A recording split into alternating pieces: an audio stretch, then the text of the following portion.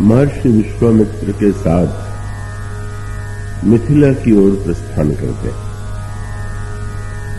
मिथिला में ही प्रभु श्री रामभद्र का आद्याशक्ति भगवती जानकी जी से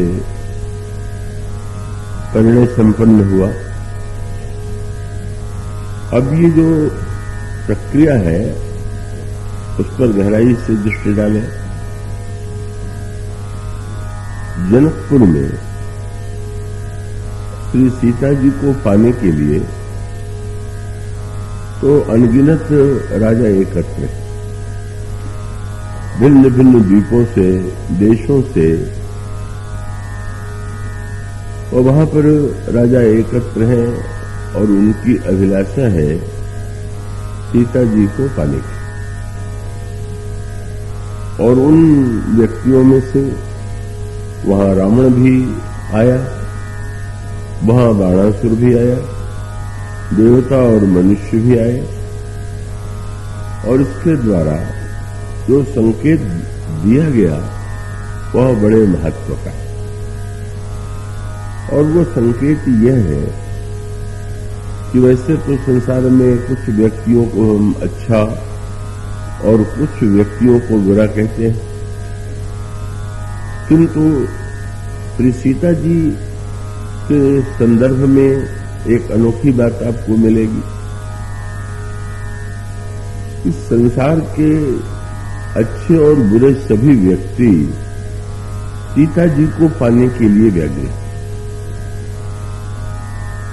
और ये आप इसी से समझ सकते हैं कि रावण पहले धनुष यज्ञ में भी उन्हें पाने की इच्छा लेकर के आता है, और जब उसकी इच्छा पूरी नहीं होती तो दंडकारण्य में जब उसे अवसर मिलता है तो वह उनका हरण करके लंका में ले जाता है। और इसका तात्पर्य यह है कि वस्तुतः कोई ऐसा व्यक्ति ही नहीं हो सकता कि जिसका लक्ष्य श्री सीता जी न हो। क्यों? श्री सीता जी का स्वरूप क्या है, उनका नाम क्या है, और आप ये देखेंगे कि मानस के विभिन्न प्रसंगों में, पुराणों में, वेदांत के ग्रंथों में और योग शास्त्र के संदर्भ में भी श्री सीता जी के अनेक अनेक रूपों का वर्णन किया गया।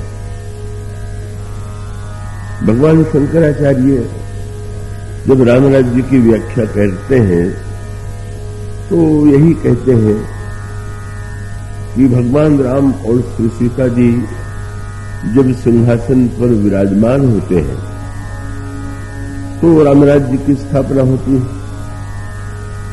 और राम राज्य का लक्ष्य है समग्र सुख, और ऐसा सुख कि जहां पर दुख का लेश न हो। तो ये स्थिति व्यक्ति के जीवन में कब आती है? त्रेता युग में राम राज्य बना, किंतु क्या अन्य युगों में भी व्यक्ति इस राम राज्य का अनुभव कर सकता है? त्रेता युग में तो सामूहिक रूप से अनुभव हुआ, सारी प्रजा को हुआ। पर यदि ये कह दिया जाए कि अन्य युगों में राम राज्य की स्थापना हो ही नहीं सकती, तो फिर एक निराशा होती। हम राम राज्य का वर्णन यदि पढ़े भी, सुने भी, और वो हमारे जीवन में का वो साकार नहीं हो सकता, तो हमारे लिए तो उसका बड़ा कोई विशेष महत्व नहीं। किंतु भले ही सामूहिक रूप में वह रामराज्य एक युग में स्थापित हुआ, पर भगवान शंकराचार्य कहते हैं कि प्रत्येक व्यक्ति अपने अंतःकरण में उस रामराज्य की स्थापना करता हुआ उस दिव्य स्थिति का अनुभव कर सकता है। और तब उन्होंने ये कहा कि साक्षात परब्रह्म श्री राम साक्षात आत्मतत्व या साक्षात परब्रह्म परमात्मा है, और जिनका प्रतिपादन जब उनके वाम भाग में विराजमान है वो श्री सीता जी ही मूर्तिमती शांति है। तो जिस समय दुर्गुण दुर्विचारों के राक्षसों का वध हो जाता है और उस समय उसकी अंतिम परिणति होती है शांत सीता समानीता आत्मा रामो विराजते। उस समय शांत सीता के साथ आत्मा राम भगवान श्री राम जब अंतःकरण में विराजमान होते हैं तो व्यक्ति को उस स्थिति का अनुभव होता है जिसको हम कृतकृत्यता की स्थिति कहें। यदि श्री सीता जी मूर्तिमती शांति है तो क्या कोई व्यक्ति संसार में आपको ऐसा मिलेगा कि जो कहता हो कि नहीं मुझे शांति नहीं चाहिए?